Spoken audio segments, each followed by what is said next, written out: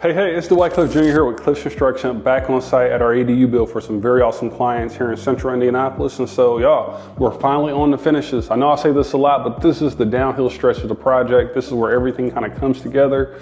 We got base trim installed, we got door casing installed, window aprons are installed, and guess what? The interior doors are in as well. So the next steps we have for that, we're gonna caulk all the trim, caulk all of our nail holes, sand it so that all the trim is nice and buttery smooth. And so, what else do we have? We finally got cabinets installed, y'all. And so cabinets are finally in. We're waiting on countertops. This countertop supplier said they'll be in next week, but guess what?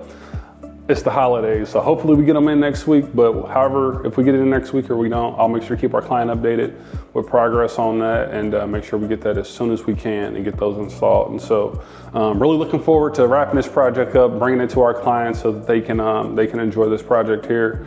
And so next steps here, we got flooring and really paint, y'all. We're almost there, just a few more items and can't wait to show you the final product.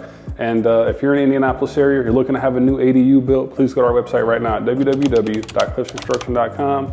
Go to the Get a Quote form, fill that form out, and we'll be in touch with you as soon as possible. Thank you for watching.